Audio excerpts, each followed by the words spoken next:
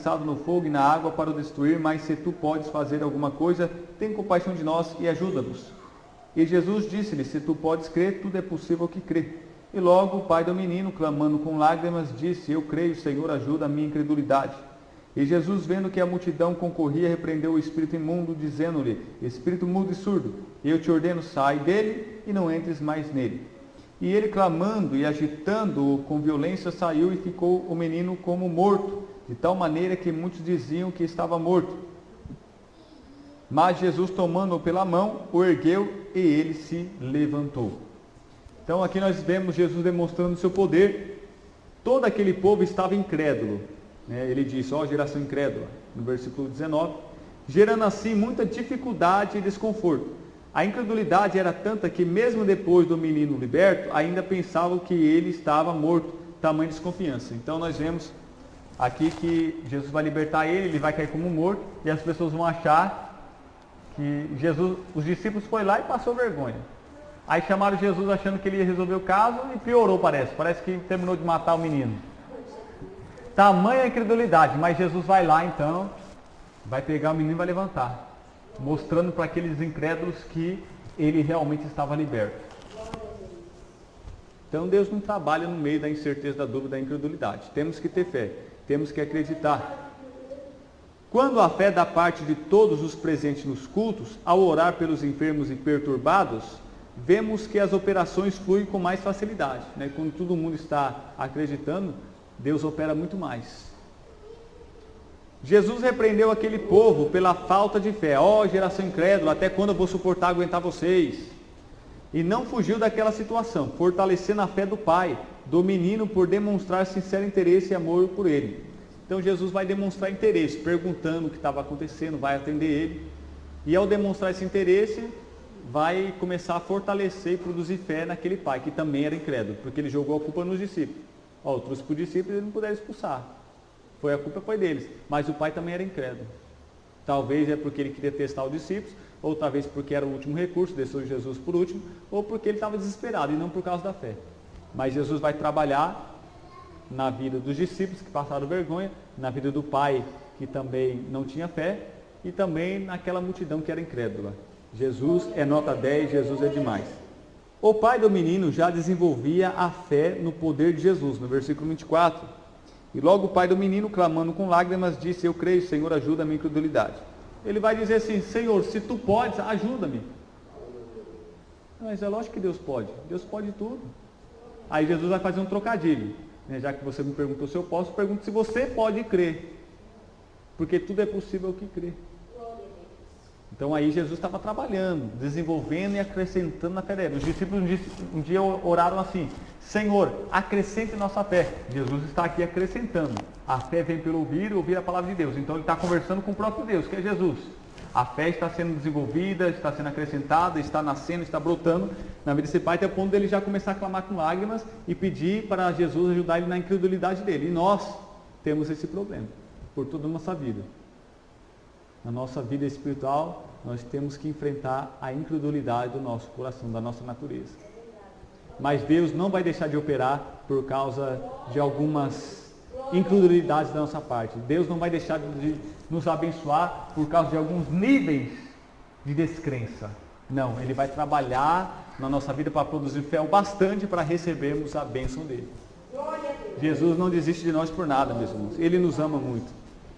Visto que outrora responsabilizava os discípulos pela não libertação do seu filho, observe que ele foi envolvido no processo de libertação do filho, quando acerca da própria fé, provocado e impulsionado, portanto, a exercê-la. Nota-se que Jesus aplicava a lei do fortalecimento da fé, o contato com a palavra de Deus. Romanos capítulo 10, versículo 8. Mas que diz, a palavra está junto de ti, na tua boca e no teu coração. Esta é a palavra da fé que pregamos. Então Jesus vai trabalhar para fortalecer na fé, para desenvolver a fé na mente, no coração dele, nas palavras, na oração dele.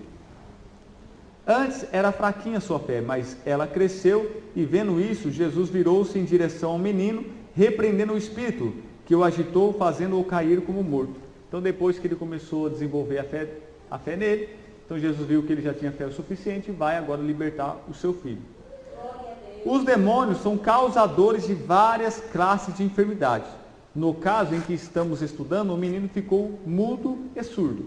Já o gadareno ficou demente.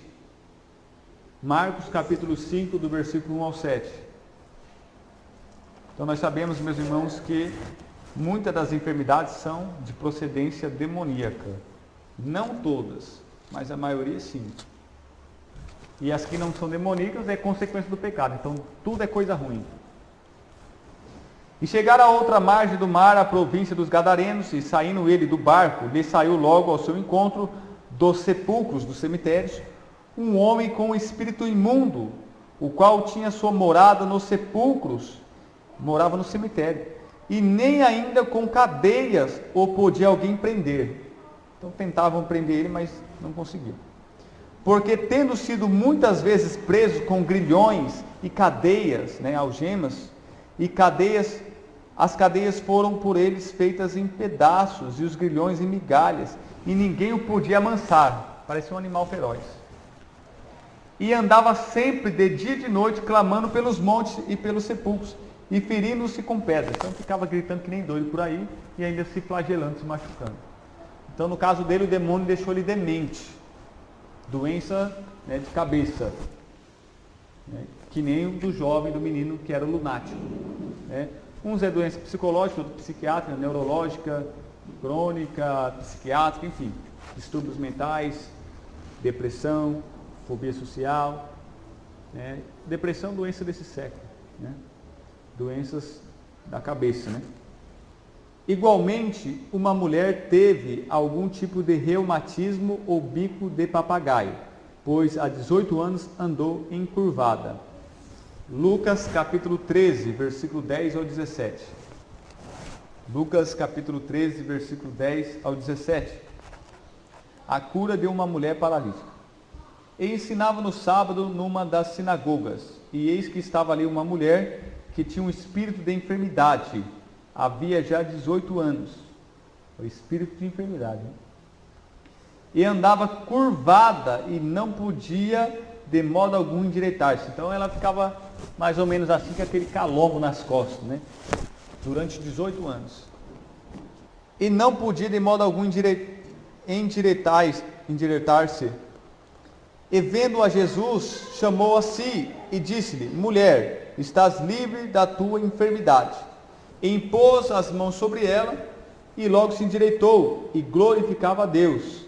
E tomando a palavra, o príncipe da sinagoga, indignado porque Jesus curava no sábado, disse à multidão: 6 dias há em que é mister trabalhar. Nestes, pois, vinde para serdes curados, e não no dia de sábado.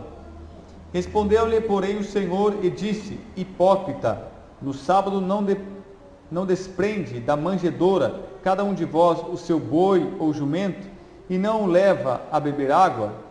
E não convinha soltar desta prisão no dia de sábado esta filha de Abraão, a qual há 18 anos Satanás mantinha presa? E dizendo ele isso, todos os seus adversários ficaram envergonhados, e todo o povo se alegrava por todas as coisas gloriosas que eram feitas por ele. Louvado seja Deus. Outro exemplo é de um homem que ficou mudo e cego por causa da opressão maligna. Mateus capítulo 12, versículo 22. Trouxeram-lhe então endemoniado, cego e mudo, e de tal modo o curou, que o cego e o mudo falava e via. Então esses são exemplos de doenças, enfermidades físicas e mentais que era de procedência demoníaca.